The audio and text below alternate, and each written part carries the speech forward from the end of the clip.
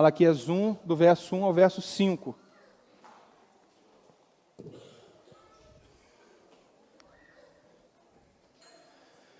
Antes de nós fazermos a leitura propriamente do texto, nós iremos iniciar uma série de mensagens no livro do profeta Malaquias, um chamado de Deus ao fervor espiritual, um chamado de Deus à restauração do seu povo, à restauração das nossas vidas. Malaquias, para aqueles que já encontraram, é um livro no Antigo Testamento, e é necessário que a gente se volte para o Antigo Testamento. No Evangelho, nós encontramos Jesus caminhando pelas montanhas da Galileia, e o que Jesus anunciava era o Antigo Testamento. O Antigo Testamento era a Bíblia que Jesus tinha em suas mãos. E quando Jesus, então, foi falar aos fariseus, aos judeus, ele disse: examinai as Escrituras, porque julgais ter nela a vida,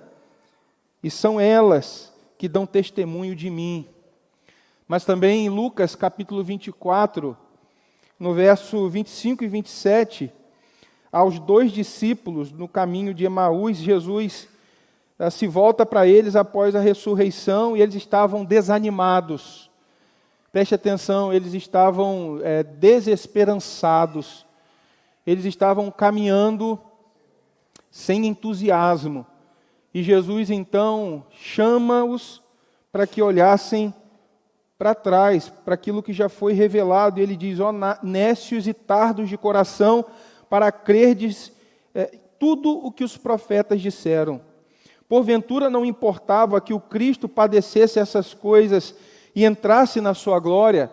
E começando por Moisés e por todos os profetas, explicou-lhes o que dele se achava em todas as Escrituras. Então Jesus, ele se apegou ao Antigo Testamento para dizer que quando nós o encontramos em toda a sua palavra, o nosso coração é renovado, a nossa fé, de fato, ela se manifesta operante, uma fé viva em ação. Vamos ler o texto da palavra de Deus, para que Deus possa, por meio desse texto, produzir despertamento espiritual, conserto, arrependimento e alegria em nossas vidas. Sentença pronunciada pelo Senhor contra Israel por meio de Malaquias. O Senhor diz: eu sempre os amei. Mas vocês perguntam: como é que nos amaste? E o Senhor responde: Esaú era irmão de Jacó, mas eu amei Jacó e desprezei Esaú. Fiz dos montes de Edom uma desolação e dei a sua herança aos chacais do deserto. Se Edom disser: fomos destruídos, mas vamos reconstruir o que está em ruínas, o Senhor dos Exércitos responderá: eles podem até reconstruir, mas eu vou derrubar outra vez. E a terra deles será chamada de terra da maldade, e povo contra quem o Senhor está irado para sempre. Vocês, diz Deus ao povo de Israel, vocês verão isso com seus olhos e dirão: o Senhor é grande também fora das fronteiras de Israel. Amém. Deixe sua Bíblia aberta para que a gente possa ser alimentado e fortalecido pela palavra do Senhor. Dizem que o contrário de amor é ódio, é raiva, é mágoa, é rancor. Mas o contrário de ódio, o contrário de amor, é indiferença. O contrário de amor é ingratidão. É de fato não responder ao amor. É de fato não corresponder àquilo que lhe é oferecido, que lhe é declarado. Como é ruim, eu creio que você já experimentou isso. Você chega em um lugar e oferece o seu sorriso, oferece algum serviço, você se entrega de alguma forma, e as pessoas elas não aceitam e reconhecem aquilo que você está fazendo. Isso é horrível, não é? A indiferença àquilo que fazemos, a indiferença ao que entregamos. Isso muitas vezes provoca tristeza em nosso coração. A gente fica desconfortável quando nós nos entregamos, mas não há correspondência. É claro que todos nós já ouvimos ou presenciamos um adolescente, um jovem ou até mesmo um adulto triste por causa de um amor não correspondido. Embora Deus, Ele não tenha uma necessidade, embora Deus não careça do nosso amor para ser quem Ele é, Deus espera sim que o seu amor incondicional seja correspondido. Deus espera que eu e você, que dizemos assim, eu fui abençoado por Deus, Deus me alcançou com sua graça, Deus espera que a gente corresponda a esse amor que Ele nos dá. Deus espera que a gente haja com dedicação a Ele, com consagração a Ele, que a nossa resposta não seja indiferença, porque certamente nós partiremos, entristeceremos o coração do nosso Deus.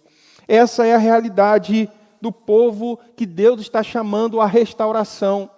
Deus, Ele faz uma clara declaração de amor ao povo de Israel. Eu vos tenho amado. Vocês são amados por mim. E todo o livro de Malaquias reflete o estado espiritual do povo de Israel. Insensibilidade, uma falta de resposta esperada por Deus. Então, o Deus da aliança, o Deus pactual, o Deus que tem um relacionamento com o seu povo, e como diz no verso 6, o Deus que chama o povo de Israel de filho, porque Ele é o Pai, Ele cuida, Ele alimenta, Ele protege, Ele guia, Ele guarda na caminhada. Deus espera que o seu povo o ame. Deus espera que o seu povo sirva.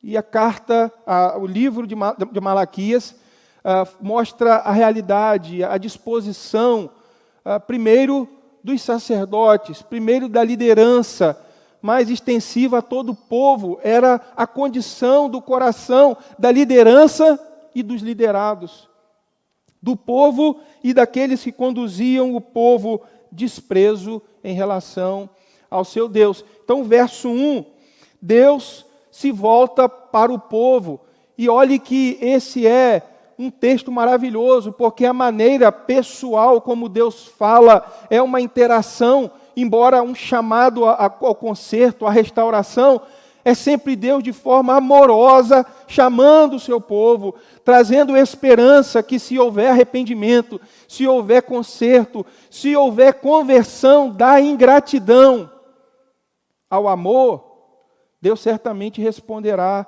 com perdão e com graça ao povo que Ele de forma imutável ama, que Ele cuida para todo sempre.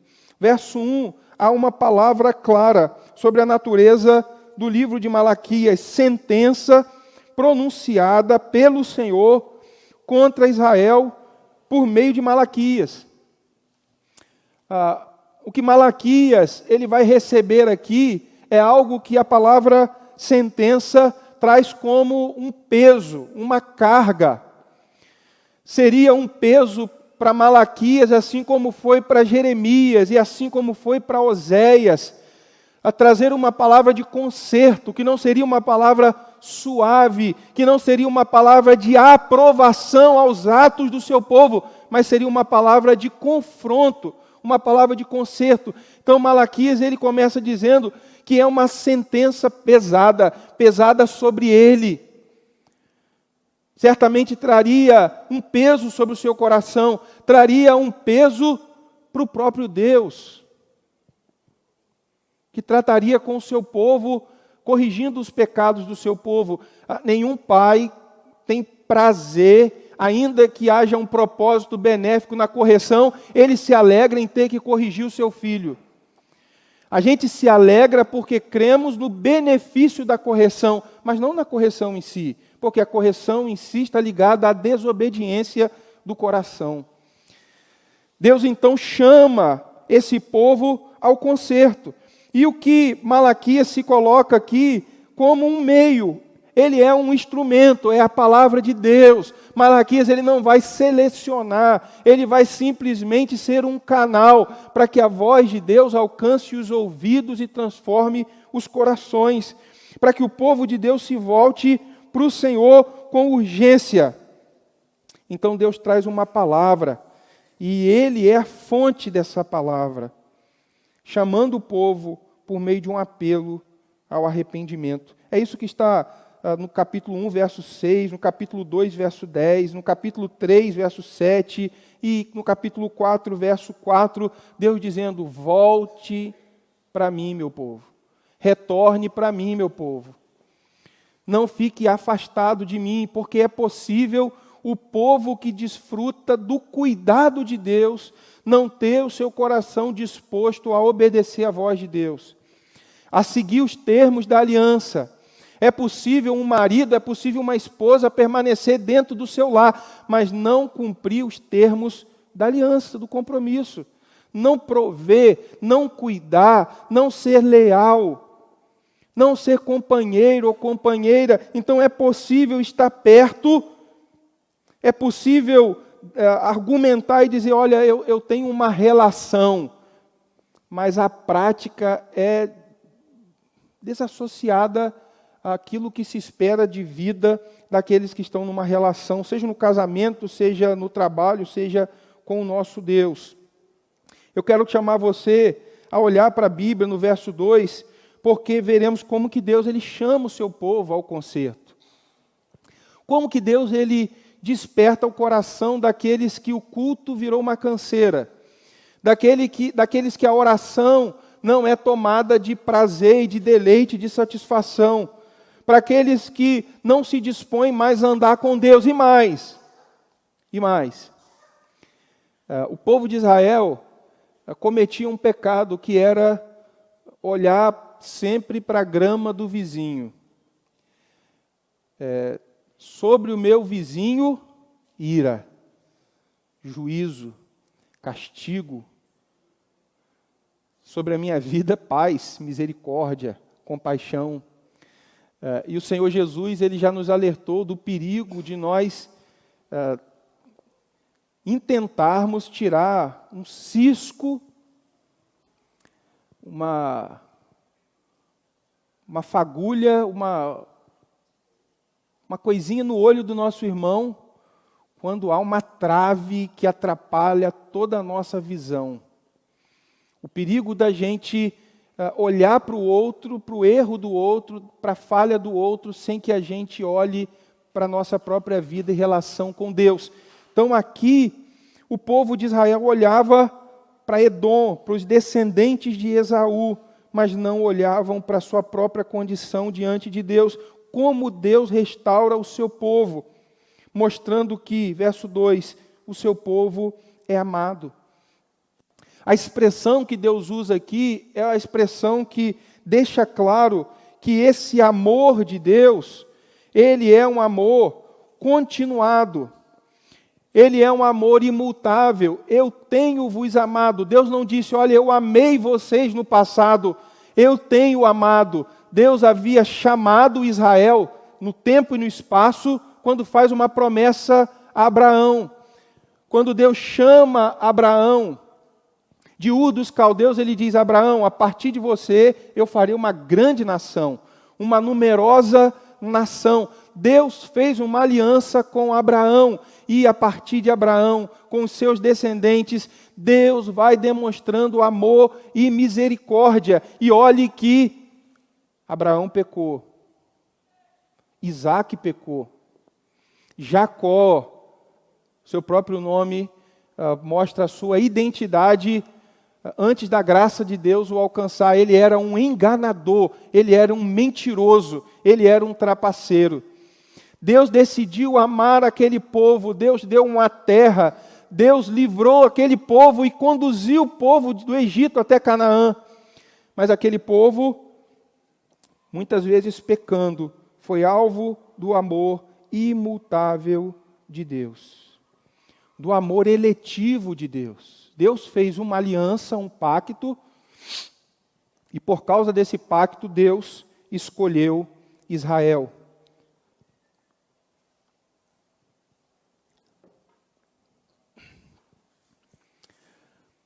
Mesmo quando o povo pecou e Deus tratou com o coração do seu povo, Deus nunca mudou o seu amor. O amor nunca aumentou, o amor nunca diminuiu, fazendo com que o povo jamais pensasse que o amor de Deus fosse motivo para pecar mais, mas sendo o amor de Deus imutável, era um motivo para não ofender a Deus. Deus então diz: olha, o meu amor por vocês é um amor imutável. É um amor que não tem a sua causa em nós, nas nossas virtudes, nas nossas habilidades. Deus amou Jacó apesar de Jacó. Deus fez promessas a Israel, apesar de Israel ser um povo pecador. Então, Deus escolhe esse povo antes da própria existência, antes da fundação do mundo. E a Bíblia vai dizer que essa escolha de Deus não foi porque Deus previu que o povo iria crer, porque a fé, ela não é a causa da eleição, ela é a consequência da eleição. Deus escolhe Jacó, Deus escolhe a sua igreja, e por causa da escolha dele, nós cremos. Nós confiamos no Senhor.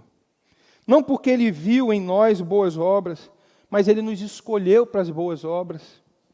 Não porque Ele viu em nós santidade, mas Ele nos escolheu para santidade.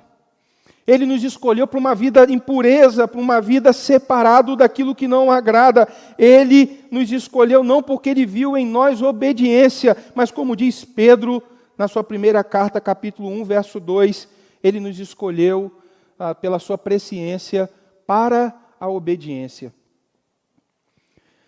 Deus está dizendo ao povo de Israel: eu sempre amei vocês.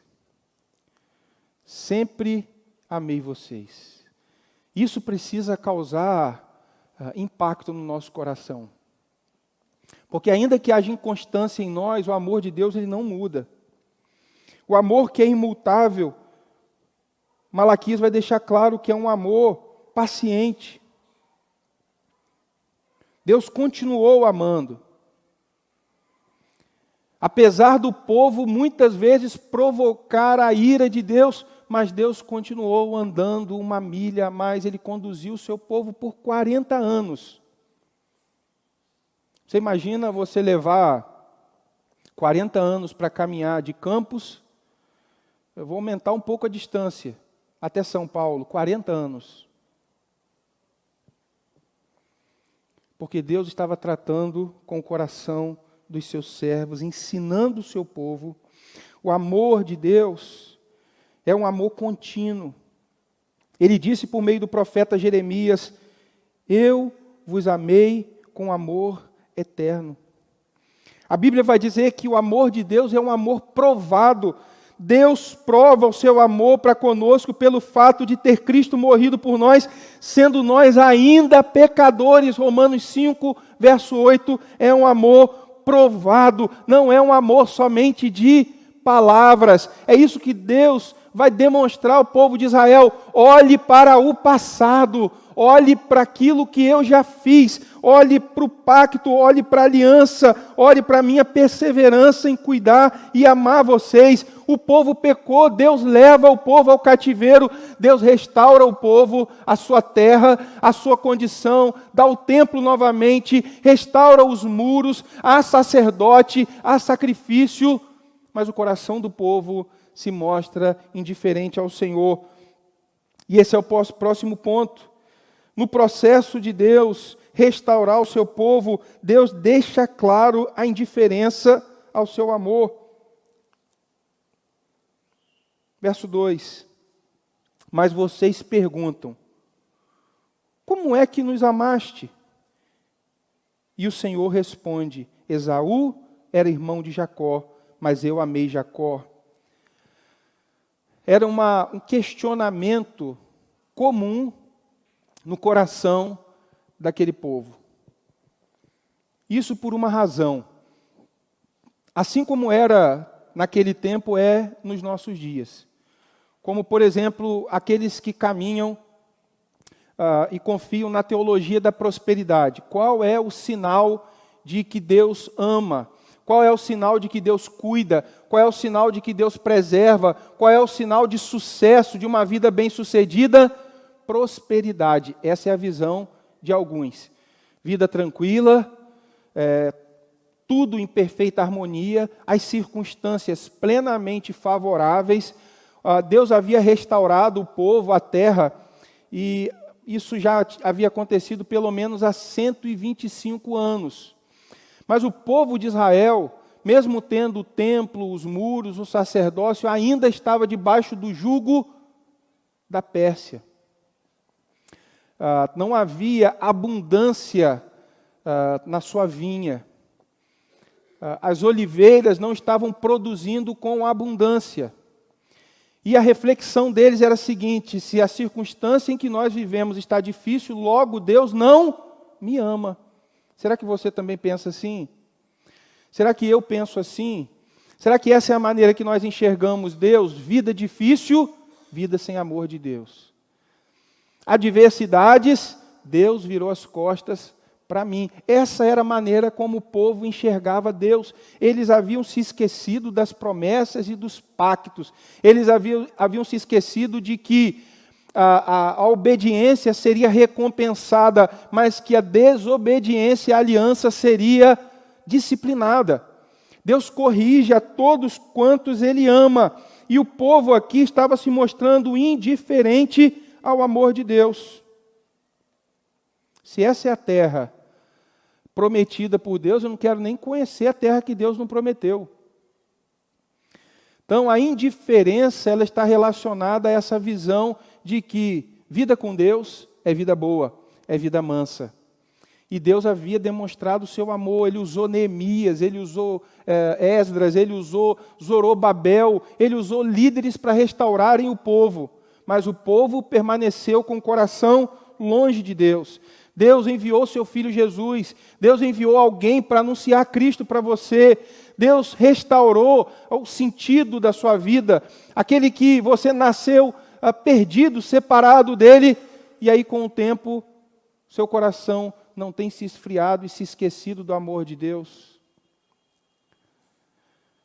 Não tem sido uma visão da circunstância como se Deus estivesse distante, separado, como se Deus fosse o insensível nessa relação. Então Deus mostra a indiferença, a insensibilidade do seu povo. Queridos, preste atenção nisso. A raiz da insensibilidade do povo de Deus, a raiz da ingratidão está na distância do nosso amor por Deus, da incompreensão do nosso amor por Deus.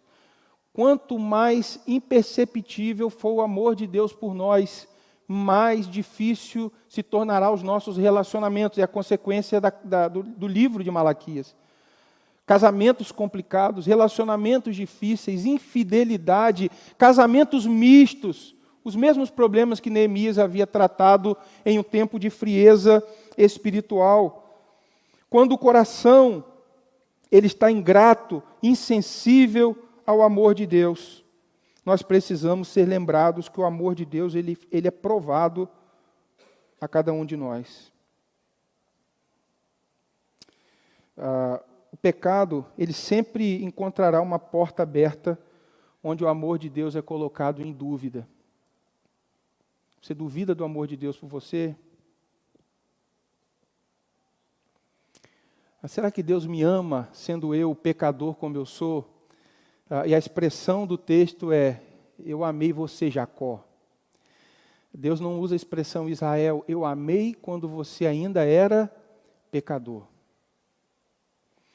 Se Ele decidiu nos salvar, ou apresentou essa salvação quando nós ainda éramos pecadores, agora, sendo nós seus filhos, diz Paulo, não nos dará graciosamente Ele todas as coisas? Apesar dessa declaração de amor, o povo continua dizendo: Deus, Ele não me ama. E aí Deus, Ele depois de afirmar, depois do povo retrucar de alguma forma, Deus ele traz a palavra final e Ele vai dizer assim: Esaú era irmão de Jacó, mas eu amei Jacó. Deus, na sua liberdade, Ele decidiu escolher Jacó. Isso foi uma escolha soberana. Em Deuteronômio, capítulo 10, verso 15, diz: tão somente o Senhor se afeiçoou a teus pais para os amar. E esse amor é incondicional, não havia nada no homem para que Deus o amasse.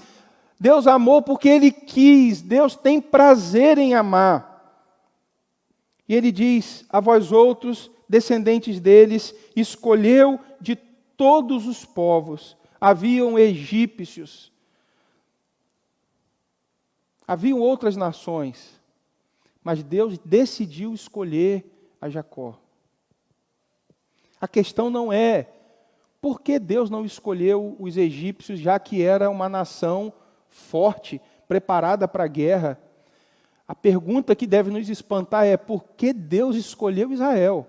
Não é porque Deus não escolheu. Na verdade, Israel também não merecia ser escolhido. A pergunta deve ser: Deus, por que o Senhor livremente me amou? Porque soberanamente o Senhor ofereceu graça para mim? Porque desde os tempos eternos o Senhor resolveu me amar? Deus prova o seu amor pela proteção dele amorosa. Deus livra Israel do cativeiro do Egito. Deus depois conduz o seu povo, Ele abençoa Jacó, forma um povo, liberta, guia, dá provisão ao seu povo.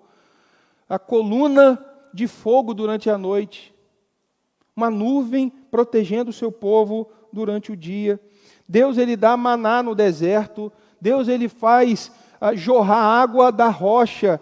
Deus providencia codornas para que o povo pudesse comer sem que o povo tivesse, naquele tempo, que trabalhar. Alimento dado por Deus. Deus protege amorosamente o seu povo. Deus está dizendo: eu te amei, Jacó. Por isso que recordar aquilo que Deus fez é viver. Por isso que a nossa visão, e nós falamos isso hoje na nossa primeira aula, e que encontro alegre e abençoador pela manhã, que a nossa visão ela precisa ser teorreferente, ela precisa ter Deus como referência. O nosso ponto de partida é Deus, a nossa referência na caminhada é Deus, e a referência para o ponto de chegada é Deus. Nas nossas lutas, nos nossos dilemas, nós devemos procurar Deus, o que Ele fala para nós, como Ele nos trata, como Ele nos ama, para que o nosso coração seja restaurado. O problema é que muitas vezes a gente espera que a circunstância mude para que a gente ame a Deus. Você já ouviu aquelas expressões assim: Deus, se o Senhor fizer isso, eu prometo ser mais dedicado. Senhor, se o Senhor fizer um pouco mais, só um pouco mais, Senhor, eu prometo ser um pouco mais dedicado ao Senhor. Queridos, não há nada maior que Deus possa fazer. A maior expressão do amor de Deus é Cristo. E o que Ele fará daqui para frente é uma consequência do que Cristo já fez. Novos céus e nova terra, um novo corpo, todas essas coisas estão relacionadas à eleição, à graça que nos alcançou. Então olhe para Deus. Ele não precisa fazer nada a mais por mim, embora Ele tenha prometido, e Ele fará. A sua igreja, ao seu povo, mas nós precisamos olhar para trás. Quais são as condições que você tem colocado para servir a Deus melhor e para amar a Deus? Isso ofende a Deus. Isso ofende o amor de Deus. Pense você, pai. Seu filho diz assim: papai, se você fizer isso por mim, aí eu vou te amar. Mamãe, se você fizer isso por mim, eu serei um filho melhor. Isso dói o coração, né? E aí, o que o pai e a mãe vai pensar? Quantas noites sem dormir? Quantas vezes eu sacrifiquei uma refeição, um passeio, um presente, uma vontade pessoal para poder custear alguma necessidade? Então nós devemos amar por aquilo que Deus já fez por nós. Nós devemos amar a Deus porque Ele já deu prova do seu amor. Agora Deus, no verso 3 e 4, depois de falar desse amor provado ao povo de Israel, Deus vai mostrar o seu juízo. Observe que amor e juízo na Bíblia caminham sempre lado a lado. Porque para que Deus ele demonstre amor ao pecador, ele precisa castigar o pecado do pecador. Porque assim ele seria amor, mas não seria justo. Então Deus, ele de alguma forma, ele precisa providenciar um substituto. Isso ele fez na pessoa de Jesus, para que nós não recebêssemos o castigo.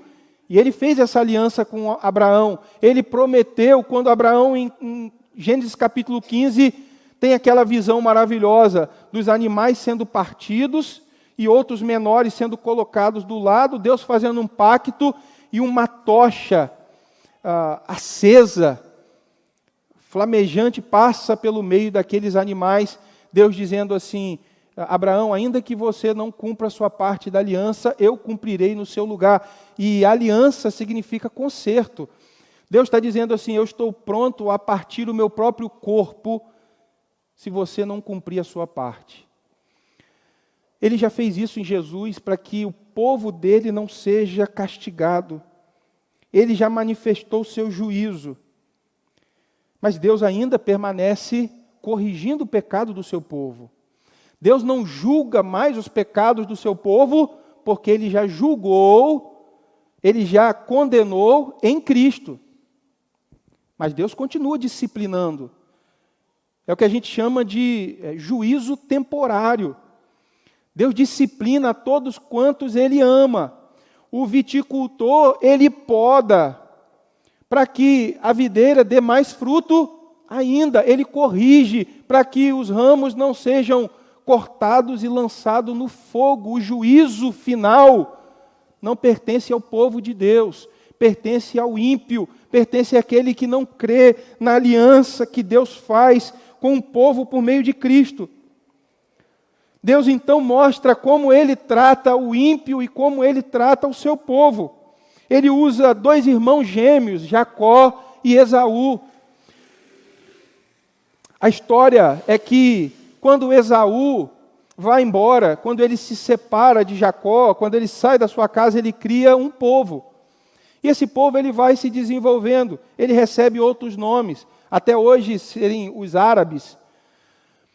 Mas os descendentes de Jacó aqui são chamados de os edomitas, os de Edom. Quando, em Números, o povo de Israel precisou passar por Edom, os edomitas disseram assim: se vocês pisarem na nossa terra, vocês serão atacados, vocês morrerão a fio de espada. Então, esse povo, essa nação co-irmã, perseguiu o povo de Israel. Esaú tratou com ira, disse assim: vocês merecem castigo, vocês não merecem o meu favor. E depois, quando a Babilônia decide invadir Israel, quando decide invadir Judá, o povo de Edom, mais uma vez se volta contra o povo de Jacó, contra Israel. E quando o povo de Israel quer fugir, eles cercam, eles fazem uma aliança com o povo inimigo. E Deus então, por causa dos pecados de Edom, Deus vai dizer que ele vai trazer um juízo sobre esse povo ímpio. E assim diz o verso 3 e 4. Fiz dos montes de Edom uma desolação, e dei a sua herança aos chacais do deserto.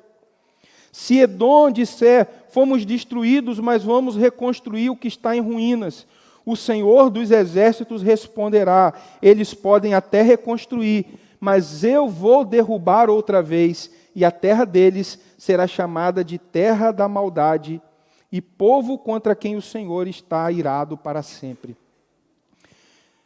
O povo de Israel foi levado para a Babilônia. O povo de Israel foi atacado e destruído. A cidade de Jerusalém e as cidades de Israel foram destruídas. O templo e os muros. Mas enquanto o povo de Israel estava na Babilônia, eles oraram pedindo que Deus trouxesse juízo sobre a nação de Edom. E assim Deus fez. Aquela nação também foi destruída. Só que se Esaú foi destruída e a terra de Jacó, Deus diz: eu reconstruí a terra do meu povo, eu restaurei o meu povo, eu refiz o meu povo, eu trouxe o meu povo de volta, eu reorganizei o culto, eu dei o sacerdote, eu dei a aliança, eu fiz tudo isso. Mas os ímpios não. Ainda que eles tentem como um projeto de independência, de autonomia, é esse o projeto do ímpio. Eu quero reconstruir sem Deus. Quando a gente lê o livro do profeta Daniel, quando a gente lê a oração de Neemias no capítulo 1, Daniel 9, Neemias 1, eles estão orando: ó Deus da aliança, Deus da graça, Deus da misericórdia, restaura o teu povo, restabelece o teu povo, a terra que o Senhor mesmo deu, conquistou para nós. Mas o ímpio, ele diz no seu coração: eu vou reconstruir sem Deus. Eu vou fazer sem Deus. Lembra de Babel? Aquele povo com coração independente e soberbo quer construir uma torre para que o seu nome se tornasse destacado, notório entre as nações. E o que Deus fez foi trazer juízo, porque Deus não divide a glória dele com ninguém, mas ao povo dele, ele manifesta a sua graça. O que Deus faz aqui é mostrar ao povo de Israel que o juízo começa na casa de Deus. São as palavras de Pedro. Deus, antes de trazer juízo sobre as nações, Ele conserta a minha vida e a sua vida. Não deixe que a incredulidade de muitos, não deixe que o cinismo de muitos, não deixe que o ceticismo, que a incredulidade quanto ao caráter justo e amoroso de Deus te leve a uma vida de zombaria a Deus. Porque se Ele trata dessa forma os ímpios, se Ele traz um julgamento sobre esses ímpios, e aqui é um julgamento sobre incrédulos, certamente Ele não deixará o seu povo amado permanecer no pecado. Ele corrigirá a minha vida e a sua vida. Então não viva na medida do seu vizinho. Não viva na medida daqueles que desprezam a Deus no seu coração. Alinhe sua vida a partir do amor de Deus por você, por aquilo que Ele fez pela sua vida. Ele manifesta o seu amor pelo povo da aliança, sim, mas no meio do povo da aliança tem Acã. No meio do povo da aliança tem Ananias e Safira. No meio do povo da aliança tem Judas, no meio do povo da aliança tem Demas, tem Alexandre, o latoeiro, a incredulidade, mas olhe para aquilo que Deus já provou de amor sobre a sua vida, sobre a sua caminhada.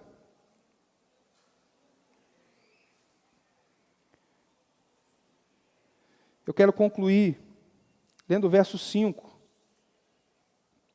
que diz assim: vocês verão isso com seus olhos e dirão: o Senhor é grande também fora das fronteiras de Israel. O povo perdeu a visão da grandeza de Deus e do seu amor. Deus então diz assim: olhe para fora. Não fique olhando só como se Deus fosse o Deus unicamente da igreja presbiteriana do Jockey. Olhe para aquilo que Deus está fazendo em outras igrejas presbiterianas, em outras denominações, em outras igrejas locais, em outras nações. Olhe para aquilo que Deus tem feito para além das fronteiras de Israel. Nós não servimos a um Deus tribal. E a certeza que temos é: o nome de Deus será engrandecido. Deus, Ele será engrandecido. No meio do seu povo, Ele será engrandecido pela eleição, pela salvação, pelo amor dEle por nós, pelo perdão dEle que nos alcançou. Mas na vida do ímpio, a grandeza de Deus se manifesta pelo juízo dEle. Todo joelho se dobrará, seja do que crê, como também daquele que não crê. E Ele vai declarar a grandeza de Deus, Ele vai declarar, como diz Paulo aos Filipenses no capítulo 2, que Cristo Ele é o Senhor sobre todos os senhores, sobre todo nome. Mas eu prefiro que na minha vida e na sua vida, Ele seja engrandecido Porque que reconhecemos o amor dele por nós. Porque reconhecemos o cuidado dele por nós. Essa é uma palavra de confronto de Deus ao seu povo. Essa é uma palavra de Deus chamando o seu povo ao conserto. Ele conhece o meu e o seu coração. Ele sabe aquilo que nós falamos sobre ele no nosso coração. Ele sabe se nós o amamos. Deus não se confunde com a multidão. Deus não se confunde como se tivesse alguém adorando perto de mim, vivendo para a glória de Deus perto de mim, eu pudesse entrar no embalo, né? Eu pudesse ser, de alguma forma, identificado com o fervor, com a adoração, com o louvor que procede dos lábios do outro. Não, Deus trata com o seu povo, mas quando Ele se volta para o seu povo, Ele trata com cada um de nós individualmente. Quero chamar você nessa noite a responder essa pergunta. Qual é o seu reconhecimento do amor de Deus? Nós temos olhado para Deus e dito, o Senhor me ama. Ele me ama incondicionalmente, o amor dele não muda por mim. Por isso eu busco o Senhor, por isso eu quero agradar ao Senhor. Quero convidar você a se colocar de pé nessa noite. Quando Deus nos chama à restauração, Deus nos chama da ingratidão ao amor, dizendo: o meu amor é provado. O meu amor, ele é evidente. O meu amor não é um amor oculto. Mas tenha certeza disso. Deus sendo quem Ele é, Ele espera que o amor dele seja correspondido. Porque nós não podemos pensar nada diferente de Deus. Além disso, Deus não seria justo, Ele não seria grande, Ele não seria único. Sendo Ele criador de todas as coisas, sendo Ele o provedor de todas as coisas, sendo Ele o doador da vida, sendo Ele aquele que deu Cristo. E ainda assim sendo desprezado, como dizem os nossos jovens, Deus não pode aceitar isso de boa. Deus não pode sorrir quando nós não o amamos. Deus não pode se alegrar quando nós desprezamos a sua palavra. Por isso Ele nos chama a correspondermos o amor dele. Feche seus olhos, coloque a sua vida diante do Senhor.